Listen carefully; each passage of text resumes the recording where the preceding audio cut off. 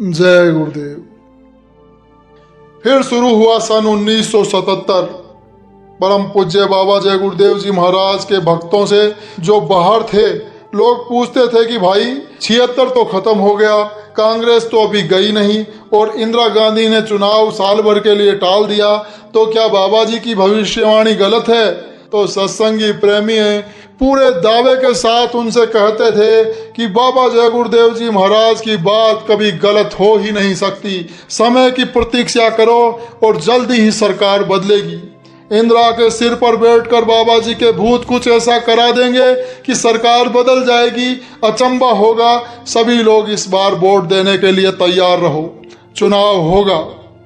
परम पूज्य बाबा जय गुरुदेव जी महाराज को इतनी असहनीय यातना देने के बाद भी केंद्र और प्रांतीय सरकारों को जब संतोष नहीं हुआ, तो जाड़े की कड़ाके की ठंडी में हाथ पैरों में हथकड़ी और डंडे वाली बेड़ी पहने 8 फुट के बंद कमरे में तन्हाई में रहना परम पूज्य स्वामी जी महाराज को बड़ा अवर्णनीय कष्ट हुआ।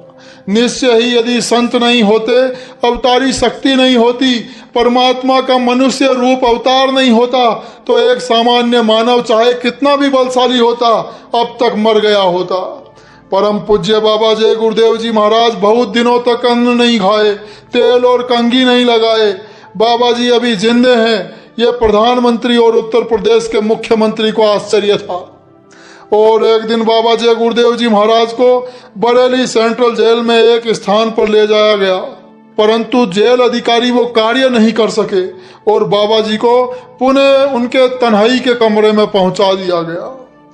स्वामी जी महाराज को बरेली जेल में घोर कष्ट दिया गया। स्वामी जी महाराज ने बरेली के जेल अधीक्षक से समुचित इलाज के लिए प्रार्थना की थी।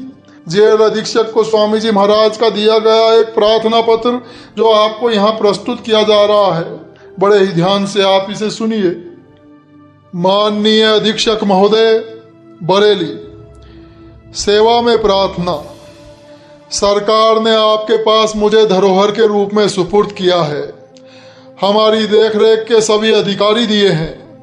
मैं यह जान चुका हूं आपके कथनानुसार कि बेड़ी का आदेश मुख्यमंत्री तिवारी उत्तर प्रदेश ने दिया है।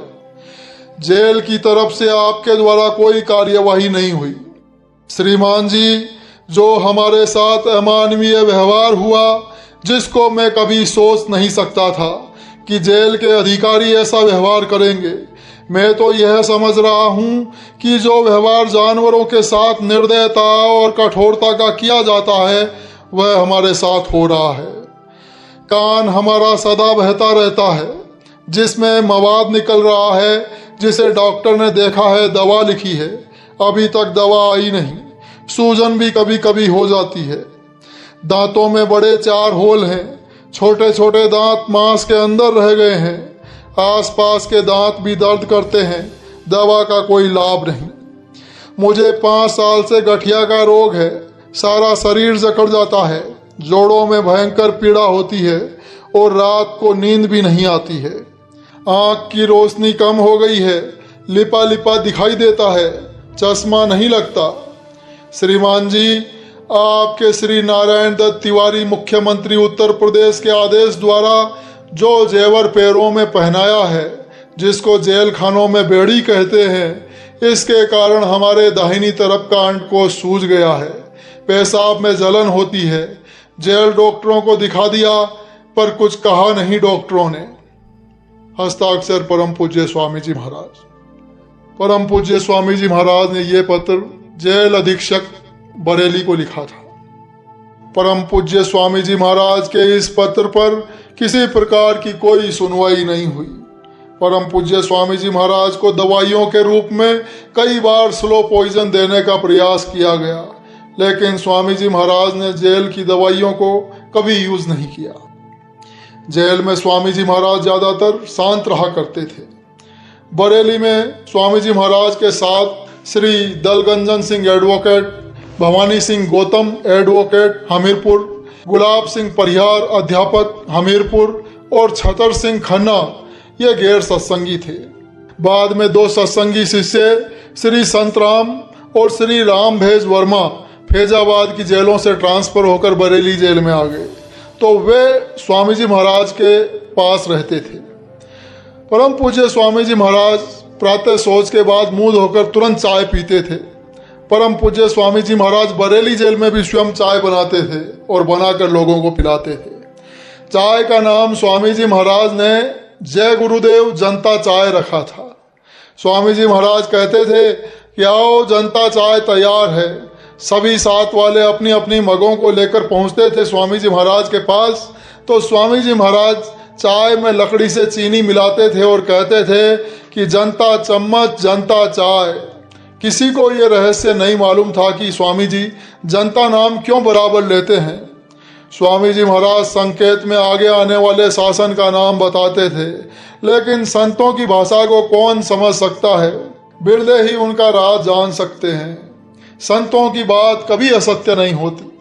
देश में लोगों को उम्मीद नहीं थी कि चुनाव होगा, लेकिन परम पूज्य स्वामी जी महाराज के भूतों ने काम किया और जैसे भी जो भी समझ में आया, जघन्य पापों की गठरी से दबी इमरजेंसी थोपक प्रधानमंत्री इंदिरा गांधी उसने 18 जनवरी 1977 को लोकसभा भंग कर दी। 30 वर्ष के इंदिरा कांग्रेस का वो अंतिम दिन था। इसके बाद जेल में राजनीतिक पार्टियों के लोगों में एक चेतना आई। परम पूज्य स्वामी जी महाराज ने कहा कि सब पार्टियां एक हो जाएं तभी कुछ होगा। स्वामी जी महाराज गोपनीयता से जेल में ही राजनीतिक पार्टियों के मैन नेताओं और सर्वोदयी नेता जयप्रकाश नारायण से परस्पर संपर्क करके जनता पार्टी बना दिए। संपर्क करने के लिए और स्वामी जी महाराज के बातों को बताने के लिए सत्संगी डॉक्टर बाल मुकुंद तिवारी ने बड़े ही कुशलता से कार्य किया। परम पूज्य स्वामी जी महाराज ने जनता पार्टी को अपना आशीर्वाद और समर्थन दिया। जेल में ही जनता पार्टी बना दी गई और 21 जनवरी सन 1977 को जेल के लोगों के बीच स्वामी जी महाराज ने कहा कि जनता पार्टी का स्वप्न मैं बहुत पहले से देख रहा था, जो सामने आई है। 33% बच्चों को टिकट मिलना चाहिए। देखिए सरकार ने ये तोहफा दे रखा है। बेड़ियों को दिखाकर स्वामी जी महाराज ऐसा बोले कि देखिए सरकार ने ये तोहफा दे रखा है, इसका मैं स्वागत करता हूँ। मेरा आशीर्वाद जनता पार्टी के साथ है। मेरे प्रेमी आपका पूरा सहयोग करेंगे। आपको एक नया पैसा खर्च करने की जरूरत नहीं है। कहते हैं कि परम पूज्य स्वामी जी महाराज की कही हुई ये बात सीआईडी के गुप्तचरों द्वारा जब उत्तर प्रदेश के मुख्यमंत्री को मालूम हुई तो पुनः उन्होंने बाबा जी को तन्हाई में देने और सख्ती से निगरानी रखने के लिए जेल अधिकारियों को मौखिक आदेश दिया। 22 जनवरी को परम पूज्य स्वामी जी महाराज को फिर से तन्हाई दे दी गई। मुख्यमंत्री ने परम पूज्य स्वामी जी महाराज के जेल में कही हुई बातों को तुरंत इंदिरा गांधी को जाकर बतलाया। दिल्ली लखनऊ एक हुआ और तब भयभीत इंदिरा गांधी ने कुछ सोचा समझा और अपने सहयोगियों से इस बारे में विचार विमर्श किया। 26 जनवरी का दिन आया। इंदिरा कांग्रेस पार्टी ने गणतंत्र दिवस मनाया और उस राष्ट्रीय पर्व के दिन इंदिरा गांधी ने मौखिक रूप से मुख्यमंत्री को बाबा जय गुरुदेव जी महाराज को बरेली जेल से कुछ खास तरीके से ट्रांसफर करने का आदेश दिया। आदेश का पालन तुरंत हुआ। 26 जनवरी की रात में परम पूज्य बाबा जय गुरुदेव जी महाराज के 2 शिष्यों श्री संतराम और श्री राम भेज वर्मा, जिनको कुछ दिन पहले तन्हाई दी गई थी, उनके कमरे में जब वे सो रहे थे तो उनके कमरे में चुपके से ताला लगा दिया गया और आधी रात को अंधेरे में बाबा जय गुरुदेव जी महाराज को एक बंद गाड़ी में बैठाया गया। हाथों में हथकड़ी और पैरों में बेड़ियां पहने परम पूज्य स्वामी जी महाराज गाड़ी में बैठ गए। स्वामी जी महाराज के चारों तरफ संगीनधारी 4 खूंखार जैसे सिपाही खड़े हो गए। इसके बाद चुपके से गाड़ी जेल की 4 दीवारी से बाहर निकली और फिर तेजी से बरेली के बाहर चल दी। परम पूज्य स्वामी जी महाराज ने सिपाहियों से पूछा कि आप लोग मुझे कहाँ ले जा रहे हैं इस रात में, लेकिन किसी ने कुछ भी जवाब नहीं दिया। स्वामी जी महाराज ने फिर पूछा कि आप लोग मुझको सुंदर डाकू की तरह से कहीं मारने के लिए तो नहीं ले जा रहे हैं? तो सिपाहियों ने कुछ नहीं बताया और फिर स्वामी जी महाराज को बोलने नहीं दिया गया। कड़ाके की जाड़े की रात में गाड़ी चलती रही और सीधे दिल्ली में एक कमरे के पास जाकर रुकी। स्वामी जी महाराज को गाड़ी में से उतारा गया और चुपके से एक कमरे में रखा गया। कमरे के भीतर 4 संगीन धारी सिपाहियों का पहरा था और कमरे के बाहर भी सख्त पहरा था। परम पूज्य स्वामी जी महाराज ने वहां नित्य क्रिया की। इसके बाद वहां प्रधानमंत्री के कुछ निकटतम सहयोगी लोग आए। उन्होंने स्वामी जी महाराज से कहा कि गुरुदेव जी, आप कांग्रेस का समर्थन दें, प्रधानमंत्री आपसे मिलना चाहती है। तो स्वामी जी महाराज ने तब कहा कि जय गुरुदेव, भगवान को जो कहना था वो कह दिया, अब गाड़ी बहुत आगे निकल चुकी है। इंदिरा गांधी को स्वामी जी महाराज की बात बताई गई। तब तुरंत स्वामी जी महाराज को उत्तर प्रदेश से बाहर हटाकर बहुत दूर बंगलौर जेल में रखने के आदेश इंदिरा गांधी ने दिए। इसके बाद तुरंत सुबह ही स्वामी जी महाराज को हथकड़ी बेड़ी पहने हुए एक विशेष हवाई जहाज में बैठा दिया गया और उन्हें बेंगलोर जेल पहुंचाया गया। बंगलौर जेल के अधिकारियों को सूचना दी गई कि इसे बहुत ही गुप्त रीति से रखा जाए, इसलिए स्वामी जी महाराज को बंगलौर में हवाई जहाज से उतारकर एक बंद गाड़ी में बैठाकर बंगलौर सेंट्रल जेल में ले जाया गया।